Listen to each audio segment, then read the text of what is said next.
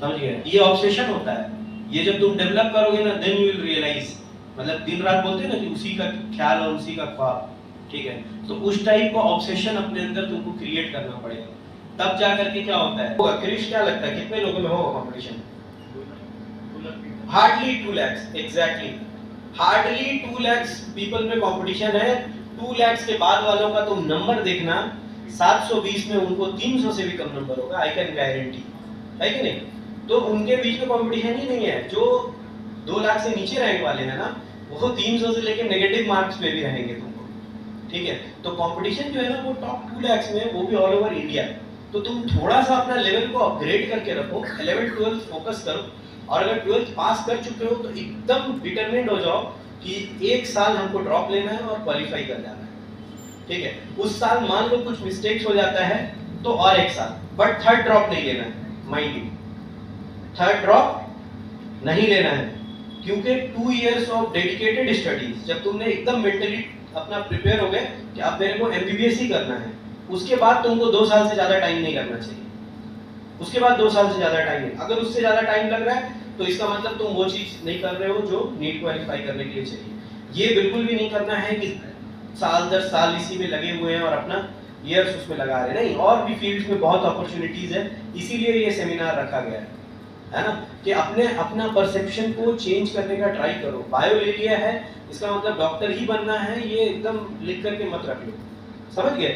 अभी भी देखो बहुत सारे फील्ड्स हैं, अगर तुमको वो अट्रैक्ट करते हैं तो गो फॉर देम, ठीक है? तो फार्मास्यूटिकल में बहुत स्कोप है, आगे तुम इसको परस्यू कर सकते हो। बायोफिजिक्स एज अ ब्रांच, अगर रिसर्च का मैं बात करूं, बहुत अच्छा रिसर्च स्कोप है। तुमको पता है एम्स न्यू दिल्ली में, एम्स न्यू दिल्ली का जो कैंपस है ना, उसके अंदर एक बायोफिजिक्स डिपार्टमेंट का बिल्डिंग है प्रॉपर, और मैं जब गया था उसका काउंसलिंग में, पीजी वाला जो काउंसलिंग होता है, तो तुमको पता है बायोफिजिक्स 2000 के अंदर खत्म हो गया, 2000 के अंदर, मतलब उस टाइम में एनेस्थीसिया बाकी था, फॉरेंसिक और बेसिक साइंसेस तो पूरा ही बाकी था, मगर एनेस्थीसिया, ऑप्थेल, ईएनटी ये सब बाकी था, और कोई बंदा बायोफिजिक्स उठा चुका था। और ये हर साल का सिनेरियो है, ऐसा नहीं है कि इसी साल का सिनेरियो है, ठीक है? तो बायोफिजिक्स जो है ना, आपको as a branch research opportunities बहुत अच्छा प्रोवाइड करता है। तो अगर आप चाहो तो बायोफिजिक्स एज अ करियर आगे परस्यू कर सकते हो। फिजियोलॉजी है ना, ह्यूमन फिजियोलॉजी कितना इंपॉर्टेंट है, फर्स्ट ईयर एमबीबीएस का ये भी एक सब्जेक्ट है, ठीक है? क्या चीज तुम्हारा कैसे फंक्शन कर रहा है, ठीक है ना? वो है कि पैथोलॉजिकल हो, है ना? तो अगर मान लो कि पैथोलॉजिकल है तो हमको उसका कारण खोजना है कि बंदा या तो एंजाइटी में है, या उसको फीवर आ चुका है ना, या अरिथमिया क्यों हो रहा है आखिर उसको, ठीक है? तो हम लोग फिर ईसीजी करके देखते हैं उसको। बट अगर फिजियोलॉजिकल होगा तो जैसे ही वो चीज खत्म होगा, अपने आप उसका हार्ट रेट डाउन होगा। जैसे तुम दौड़े, तो दौड़ोगे तो क्या होगा, चूंकि ब्लड सप्लाई हर तरफ बढ़ाना है तो कार्डियक आउटपुट चाहिए, तो हार्ट रेट क्या हो जाता है, हार्ट रेट बढ़ जाता है, कार्डियक आउटपुट मिल गया, है ना? तो मगर जैसे ही फिर रेस्ट करते हो तो हार्ट रेट क्या हो जाता है, लो हो जाता है। बट अगर ये हार्ट रेट बढ़ा ही रहे तो देन इट इज पैथोलॉजिकल, समझ गए?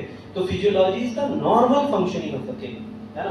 कोई चीज नॉर्मली जो फंक्शन कर रहा है, और ये हर एक चीज में तुमको जानना जरूरी है। जैसे हम लोग देखते हो ना, लैब रिपोर्ट्स मिलता है तुमको, तुम देखे हीमोग्लोबिन, अब बगल में तुम देखते हो कि उसका नॉर्मल रेंज देखना लिखा रहता है, लिखा रहता है ना नॉर्मल रेंज, हाँ भाई फीमेल है तो 12 से 15 होना चाहिए, मेल है तो 13 से 16 होना चाहिए, ठीक है? क्रिएटिनिन है तो 0.5 से 1.5 से ज्यादा नहीं होना चाहिए। तो ये जो है वो क्या लिखा हुआ है, नॉर्मल फिजियोलॉजिकल रेंज। तो नॉर्मल चीज अगर तुम जानोगे तो एबनॉर्मल ऑटोमेटिकली क्या कर लोगे, तुम आइडेंटिफाई कर लोगे, है ना? अगर तुम जानते हो कि नॉर्मल ओरल म्यूकोसा कैसा होता है, मुंह के अंदर का कैविटी कैसा होता है, डेली तुम मान लो पेशेंट्स का देख रहे हो, तो the day you will see a upper respiratory tract infection या टॉन्सिलाइटिस का पेशेंट, वो मुंह खोलेगा और तुम टॉर्च मार के डायग्नोसिस बना लोगे कि ये क्या है, एबनॉर्मल है, this is not normal.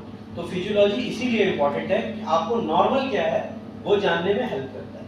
Food and agriculture technology बहुत बूम पे है आज। तुम देखो एक पिज्जा जो आता है उसको देखते ही मन करता है कि क्या करें, खा ले, है ना?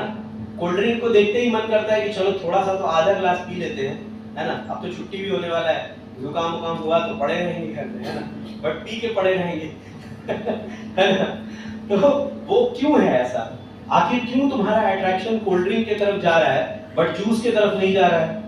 क्यों तुम्हारा अट्रैक्शन पिज्जा की तरफ जा रहा है बट पराठा की तरफ नहीं जा रहा है, रोटी की तरफ नहीं जा रहा है?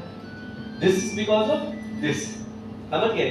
खाना को भी इस तरह से प्रेजेंट करना, पेश करना कि वो क्या लगने लगे, अट्रैक्टिव लगने लगे, है ना। तो मान लो स्पेस मिशन जा रहा है, सपोज इफ हम लोगों का 2028 में कोई मिशन जाता है ना, होप सो, व्हाई कांट, है ना, हमने तो चांद पे भेज ही दिया ना, तो हम भेज सकते हैं कि नहीं भेज सकते? बिल्कुल भेज सकते हैं।